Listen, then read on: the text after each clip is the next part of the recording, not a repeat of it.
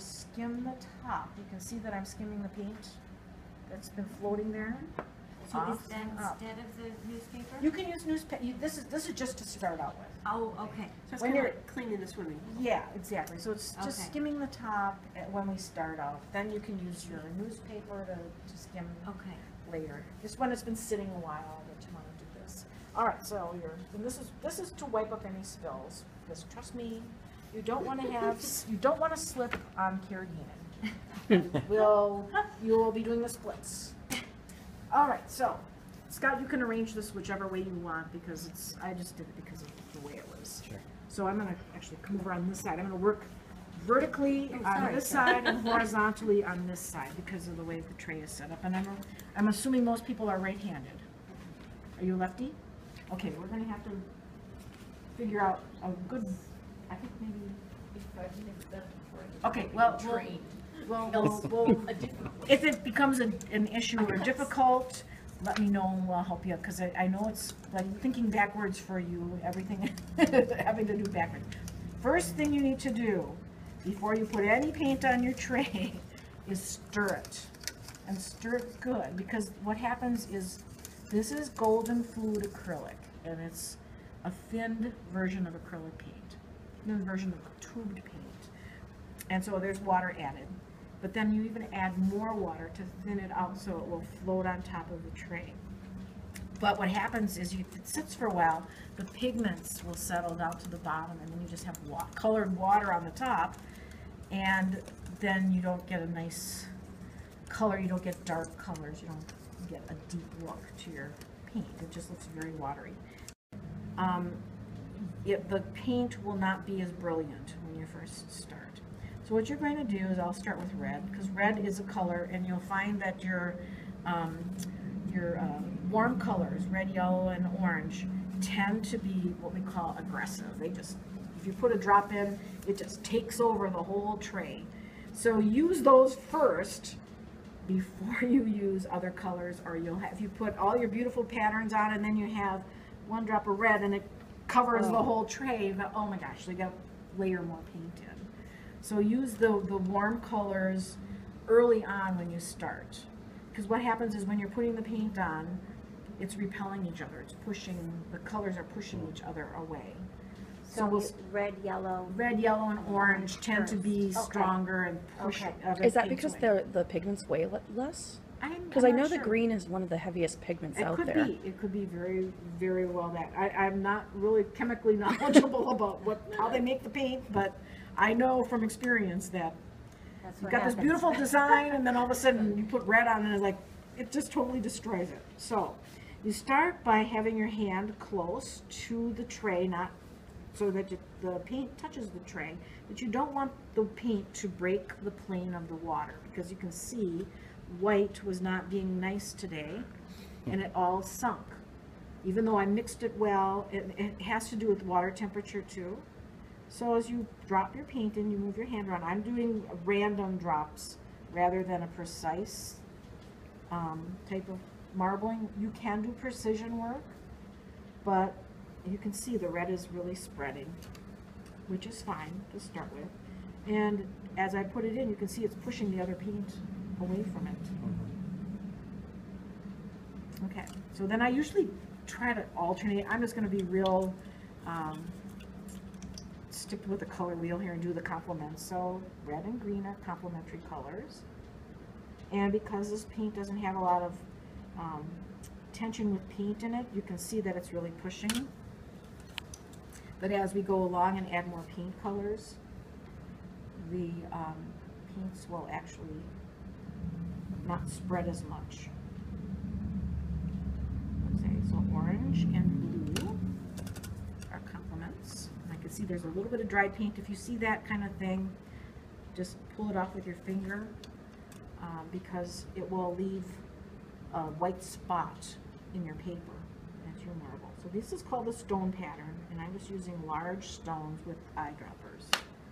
So we have yellow. Okay, but yellow's not spreading too much.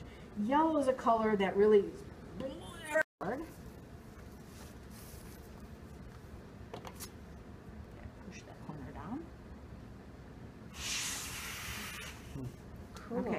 So now I'll take it over to the sink and I'll rinse it off and then we'll hang it up. So come on over of the tray.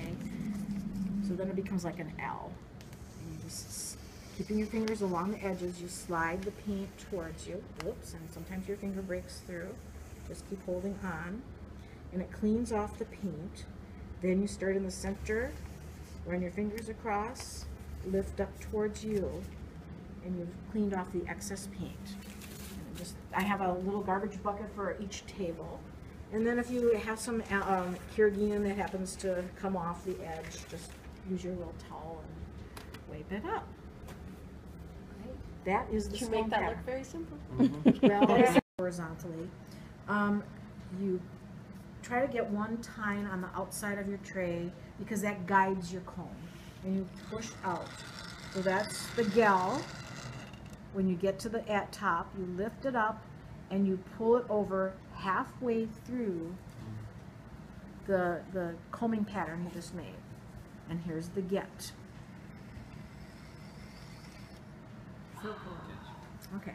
Then you do vertically. So you're going to do 4 combings. So again, it's out, gel, lift up, come back halfway through, get. And that's ready to print. That is beautiful. So then you Very cool. get your paper and you I know, right? Magic. print it. See how print, see how I did on my, there's my X, there it is. See how it prints on this, and if I allened it. Allened it well. Otherwise, there might be some challenges, and I will have to fix it. So again, just gently hold on to your corners so you don't drop it in. And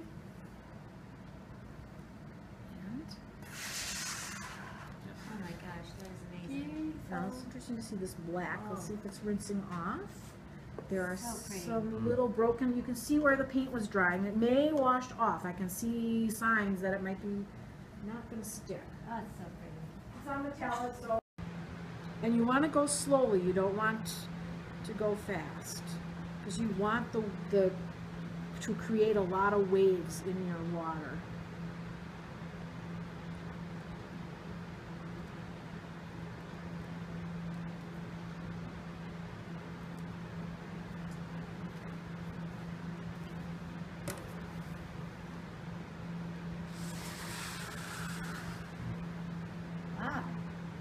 So I've created waves over the stones. So it looks like the stones are underwater. Yeah. With the photo flow. And you use a whisk. Yeah, you might wanna. I might want to get that. So it was a regular Gelget. It's a regular Gelget and then a nonpareil. nonpareil. Okay. And then you take the photo flow. I've mixed a 1.5 cups of water with about 30 drops of photo flow. Okay. So hopefully I didn't put too much in. Let's see. And then you tap. Probably didn't put enough.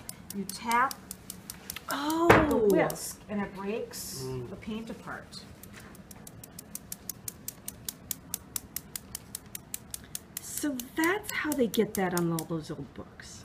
Yep, that's what they did. Except they used ox gall from a real ox. We use Which- photo flow from real photo flow. That's right. Ox gall stinks. Yeah, that. I never use ox gall. I use this. Does this affect the tray at all? It shouldn't because it's just floating on the surface. All right, now take your paper That's- and print it on top.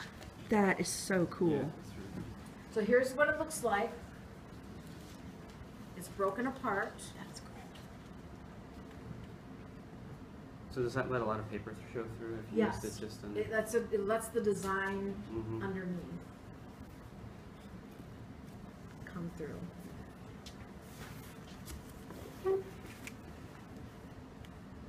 And sorry, what was this called? This is called Italian hair vein. Okay.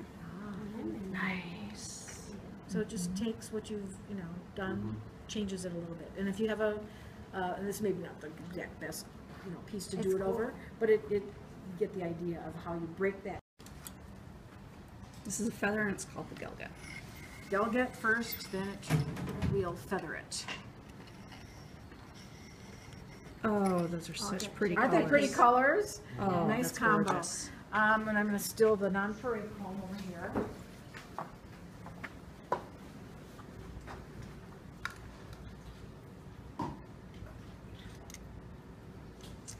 Is that kind of goofy here? All right, there we go. And pull it down once. And then take a 2-inch comb. And it goes straight out. Straight back. Now that's like the Gothic somewhat, I was gonna say, isn't that like the but we're using the non-pareil rather than the 1/2 inch. Okay. Cool. You can wiggle it. Oh wait, or you can also do out and back too with this. Yeah. So Oh, pretty. Yeah. That looks great. And so that's feathery? that's called feather. Feather. Okay, of course I managed to bend my paper. So here we go. Let's see if it sticks on. Hopefully it will.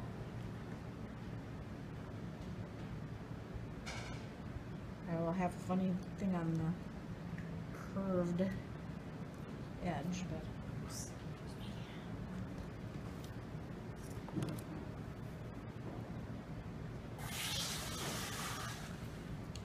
Wow. Cool. Angel wing. Very pretty. So by contrasting, using the light colors to contrast your darker paper, you'll get this, nice study. Now the real challenge to see is if it sticks on after I rinse it off. So, try a couple angeling patterns. Start with the Gelget.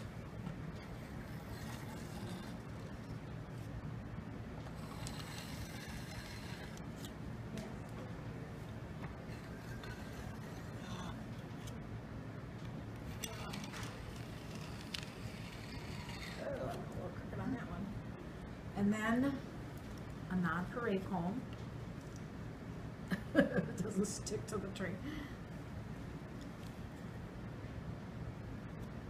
So far, pretty much basically what we've been doing all along. But now in this next step, you're going to use a 2-inch comb. Now some of you have been doing this with other designs, so it won't be extremely difficult, but the trick to this one is that you do your little S curve as you go through, but just a gentle one. You don't want a real deep wave, because when you get to the end, you're going to not take your comb out, you're going to flip around and you're going to watch where the hump of the S is and intersect over it. So there's a little bit of tricky stuff to that, but once you figure out how to watch and go around that S and come back and just make it a like a figure 8. Yeah. That's how your angel ring turns beautiful. out. So it's pretty. It's just like very. I don't know, let me try this. Let's see if it shows up. It might be a little too dark for the design, but. And then of course we have to add. Now with copper, you got to make sure you really stir it because the pigments are heavier and they sink down.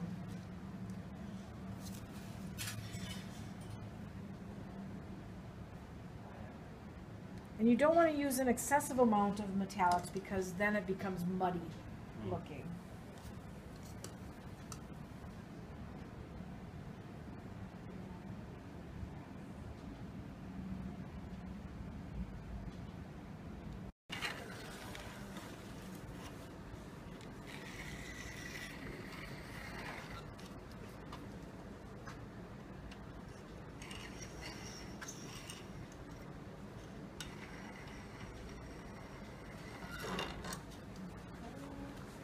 I'm going to do pray.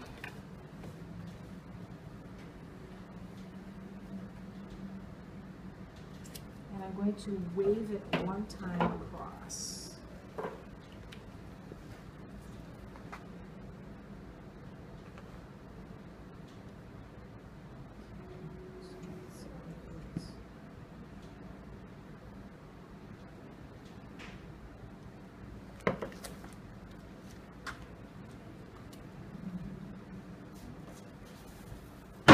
Sorry.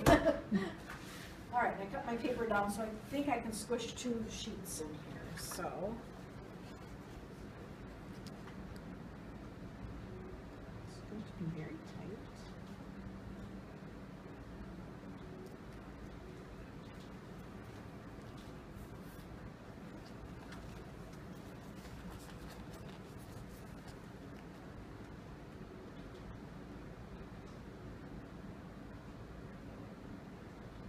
So if you have 2 small sheets of paper, you can put them in together. Let's see if I alum well, and if everything sticks on, we'll be happy.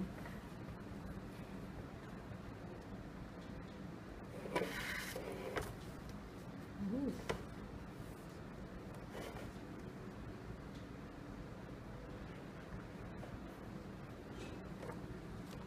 So there we are. So the metallics. Now, when this dries, you'll be able to see the metallics really well. Right now, it just kind of looks like it blends it, but the metallics will stand out once they dry. So then, again, just clean off your carrageenan, and as you start adding metallics in, it'll get real glittery. So if you use another sheet of paper that's not dark, you won't be able to see the metallics as well. If you use a yellow sheet of paper and try to use a metallic on it, it'll absorb right into the paper. It won't even show as a metallic. So the only way you're going to really see the metallic is with a dark sheet of paper. And there's enough black for each person to have 2. There's enough dark green for everybody to have at least 2. So go ahead and try some metallics.